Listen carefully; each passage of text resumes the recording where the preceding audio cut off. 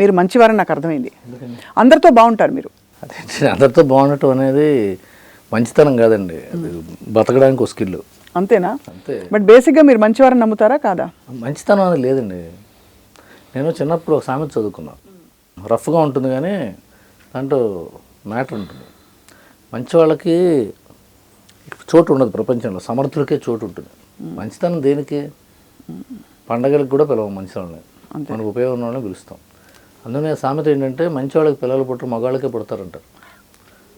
అంటే దాని అర్థం మంచితనం ఏం చేసుకుంటే మగతనం అంటే సమర్థత. అదే అర్థమైంది. మీరు మగతనం ఉన్న వ్యక్తి, మగతనం అనేది సమర్థత.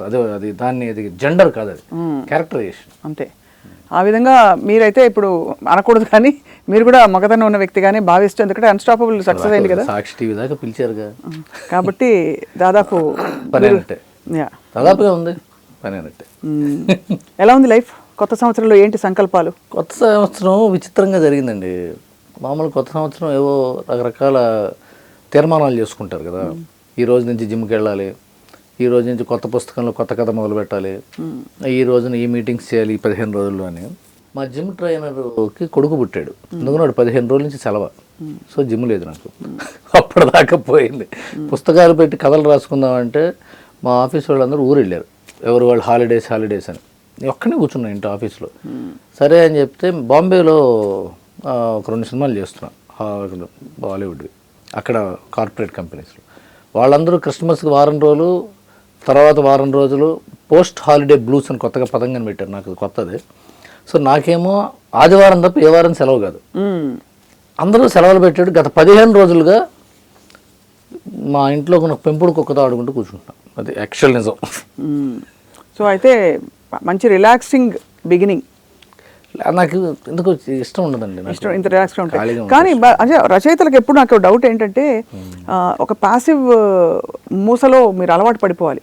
ఎందుకంటే రాసుకోవడం అనేది యాక్టివ్ జాబ్ కాదు, it's a very mentally active job. కానీ విజువల్గా వీక్గా ఉంటుంది. దానికి తోడు ఎప్పుడు రాయాల్సి వస్తుందో, ఎప్పుడు రాసే అవకాశాలు ఉంటాయో లేవో గ్యాప్లు వచ్చేస్తుంటాయి బాగా. అప్పుడు ఏం చేస్తారు రవి గారు మీరు? అంటే అది ఇది చాలా మంచి క్వశ్చన్. దీనివల్ల కొత్త రచయితలు కూడా ఉపయోగపడుతుందేమో ఆలోచిస్తున్నాం. రచయితకి గ్యాప్ ఉండకూడదండి. మెలకుగా ఉన్న ప్రతి క్షణం వాడు పనిచేయగలడు. ఏ వృత్తిలోనూ ఆ సౌలభ్యం లేదు. మెలకుగా ఉన్న ప్రతి క్షణం పనిచేయగలిగింది రైటర్ ఒకడే. అంటే ఆలోచించాలి కదా, రైటింగ్ అంటే పదులు రైటింగ్ కాదు, 2+2 4+4 కాదు కదా. ఆలోచించాలి ముందు, రాయాల్సిన ఫైనల్ రిజల్ట్ కాగితమే పెడతాం, దాని ముందు మిగతా అంతా ఆలోచిస్తూ ఉండాలి కదా. సో ఆలోచించడానికి మెరుగు ఉంటే చాలు. ఆలోచించాలి.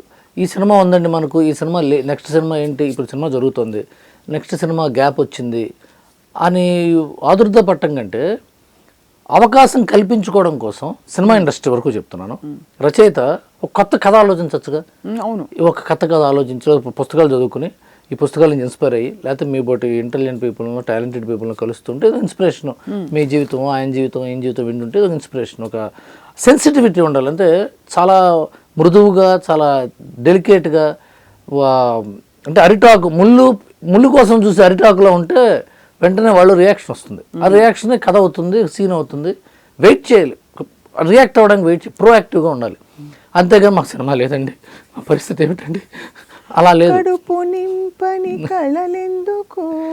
అలా పాడుకుంటూ కూర్చోకూడదు. తనకు మాలిన ధర్మమెందు, ఆ రాతలు అవన్నీ ఎవరి కోసం అని అడుగుతున్నా. అలా ఊరికే ఉచితంగా రాతల వల్ల ప్రొఫెషనల్ రైటర్స్ కి మూడ్ ఉండాలి, పని ఉండాలి, ఇవన్నీ లేవు. పొద్దున్నే లేచి తలదూకుని కూర్చుని రాసుకోవటమే. మరి అందరూ ఎందుకు బ్యాంకాక్ వెళ్ళాను, గోవా వెళ్ళాను రాయడానికి అని అంటారు? బ్యాంకాక్ వెళ్ళాను, గోవా వెళ్ళాను అనేవి లేవా? గోవా పంపారు, బ్యాంకాక్ పంపారు. ఎందుకంటే ఈ రైటర్లు 1000 పూజారులు. ఇప్పుడు డైరెక్టర్ ఒకటే సినిమా చేస్తాడు, కెమెరామెన్ ఒకటే సినిమా చేయగలడు. ఈ రైటర్లు, ఎడిటర్లు వీళ్ళు 10 సినిమాలు చేస్తారు. ఎందుకంటే టేబుల్ జాబ్. ఇక్కడ కాసేపు కూర్చొని డైరెక్టర్ ఉంటాడంటే, సార్ గురుగారు మార్నింగ్ 10కి రండి, 12 దాకా కూర్చున్నాం, ఆ తర్వాత నా కెమెరామెన్తో మీటింగ్ ఉంది, లేకపోతే హీరో గారి దగ్గరికి వెళ్ళాలంటే మా సాయంత్రం దాకా ఏం చేస్తాడు డైరెక్టర్, ఇంకో రైటర్ ఇంకో సినిమా ఒప్పుకుంటాడు. అంటే 10 to 12 మీ దగ్గరికి వస్తాను సార్, 2 లంచ్ తర్వాత నేను వేరే డైరెక్టర్ దగ్గరికి వెళ్తానండి అనేది జరుగుతుంటాయి. ఇప్పుడు ఈలో ప్రొడ్యూసర్ ఉంటాడు, రోజుకు 2 గంటలు కూర్చుంటున్నాడు రైటర్ వచ్చి, ఆ డైరెక్టర్ ఏమో వీడియో గేమ్ ఆడుకుంటున్నాడు ఫోన్లో, టెన్నిస్, క్రికెట్, టెంపుల్ రన్నో. ఇలా కాదు, వీళ్ళని కొద్దిగా ఎట్టైనా ఊరు పంపిస్తే టపటపటప పని అయిపోతుంది అని చెప్పి ఏమంటే ఎవరు వెళ్తారండి అని అడుగుతారు. అడిగితే ఏదో చెప్పండి సార్ అంటాడు రైటర్. డైరెక్టర్ ఏమంటాడు, అంటే మనం ఇంతకుముందు సినిమాకి ఊటీ వెళ్తే బాగా పనికొచ్చింది సార్. ఎందుకంటే సినిమా ఎందుకు హిట్ అవుతుందో ఎవరికి తెలియదండి. ఊటీకి వెళ్ళడం వల్ల హిట్ అయిందా, బలానా డైరెక్టర్ని పెట్టుకోవడం వల్ల హిట్ అయిందా, బలానా పోస్టర్ వేయడం వల్ల హిట్ అయిందా, కొబ్బరికాయ తిప్పి కొట్టడం వల్ల హిట్ అయిందా ఎవరికి తెలియదు. ఎందుకంటే ప్రతి సెంటిమెంటే హిట్ అయితే. మళ్ళీ మంగళవారం కలిసామండి ఫస్ట్ టైం, పొద్దున్న 10ంటికి కలిసామండి అంటే మళ్ళీ 10 దాకా వెయిట్ చేసి అప్పుడు సెకండ్ ఇచ్చుకుని కూడా ఉంటారు. ఎందుకంటే success is the mystery. Correct. So ఆ సిట్టింగ్ అక్కడ జరిగింది కాబట్టి ఈసారి మళ్ళీ ఊటీ వెళ్తారు. కొంతమందికి బ్యాంకాక్లో అయితే బాగుంటుంది. బ్యాంకాక్ అయితే ఎక్కువ ఇదివరకు ఇప్పుడు బ్యాంకాక్ వెళ్ళిన ఎవరు ఇదివరకు బ్యాంకాక్ ఎందుకు వెళ్ళేవారంటే అక్కడ సిమ్ కార్డ్ ఇక్కడ ఫోన్లు పనిచేయవు, అక్కడ ఇంటర్నేషనల్ కాలింగ్ పనిచేయదు అక్కడ. అమాయకత్వం ఎంత మంచి రీజన్ చెప్పారు. రీజన్ చెప్తా వినండి.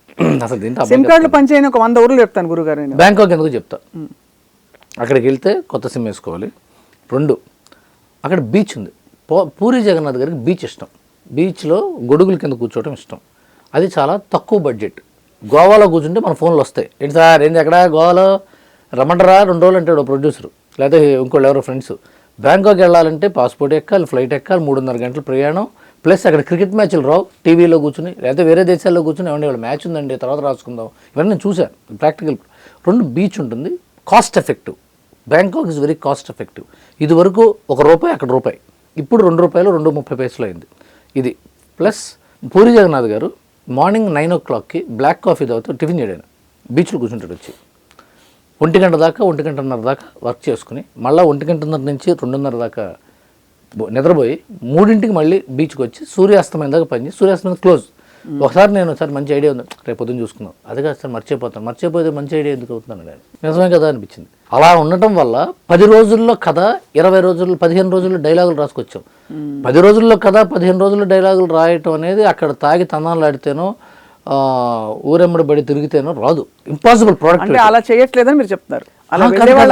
మీరు చిన్న ట్విస్ట్తో స్లాష్తో అలా తిప్పి ఒక చిన్న వ్యంగ్యపు నవ్వుతో ట్రాలీ ఫార్వర్డ్ క్రేన్ డౌన్తో అడిగారు కాబట్టి నేను ఎక్స్ప్లెయిన్ చేస్తాను. మీరు ఏ ఊరు వెళ్ళారు రవి గారు చెప్పండి అసలు మీరు రాసిన కథలన్నీ? కాదండి, నేను బ్యాంకాక్లో రాసుకున్నాం, గోవాలో రాసుకున్నాం, దుబాయ్లో రాసుకున్నాం, అమెరికాలో రాసుకున్నాం. ఎందుకంటే అప్పుడు అంటే ఆ ప్రొడ్యూసర్స్ వెళ్ళడమో డైరెక్టర్లు వెళ్ళడమో వేరే పనుల మీద సరే మీరు కూడా రావే ఉంటుందంటాము. స్పెయిన్ వెళ్ళాము, సింగపూర్, బ్యాంకాక్ వెళ్ళాము, మలేషియా. అంటే అక్కడ ఉన్న మెయిన్ యాజ్ అ రైటర్కి అంత వాల్యూ, అంత వాయిస్కి అంత వాల్యూ ఉండదు. నేను అక్కడే రాస్తా లేకపోతే సంస్థతో పలకతో అంటే అమ్మ లేదమ్మా వేరే సంస్థను పిలుస్తూ ఉంటారు, అలా ఉండదు. అంతే కామన్ కాదు. పైగా 2-3 రైటర్స్ ఉంటారు. నేను కోన వెంకట గారు, గోపిమోహన్ గారు, ఇంకోళ్ళు ఎవరో ఉన్నప్పుడు వీళ్ళ ముగ్గురిని తీసుకొచ్చి ఒక చోట పెట్టాలంటే హైదరాబాద్లో కష్టం. ఎందుకంటే నేను పని చేసుకుంటా, ఆయన పని చేసుకుంటాడు, ఇంకో పని చేసుకుంటాడు. సార్ 4 to 6 ఏంటి సార్ రేపు మీరు అంటే లేదండి నాకు రేపు పొద్దున వివి నాయక్తో మీటింగ్ ఉంది. 7 to 5 అండి నాకు పూరి జగన్నాథ్ గారితో సిట్టింగ్ ఉందండి. 7 to 9 అంటే అబ్బో నేను దిల్రాజు గారు చాలా ఇంపార్టెంట్ అండి. ఓహో వాళ్ళకి కుదరట్లేదు టైం, మొత్తం ముగ్గురిని తీసుకెళ్ళి ఊళ్ళో పడేద్దాం, అయిన తర్వాత వస్తారు వాళ్ళే. అంటే చచ్చినట్టు మేము తొందరగా ముగించుకు రాకపోతే ఇక్కడ మీటింగ్లు పోతే తొందరగా ముగించుకు వస్తాం. అక్కడ గోవా వచ్చింది కదా అలా చూడడానికి కుదరదు, అక్కడ పని ఇది ప్రొఫెషనల్ వర్క్ అంతే. సో ఆ విధంగా అయితే మీరు చూడడానికి వినడానికి బాగుంటుంది. బ్యాంకాక్ వెళ్ళారట రైటర్లు, తాగి తందనాలు ఆడారట, వినడానికి బాగుంది.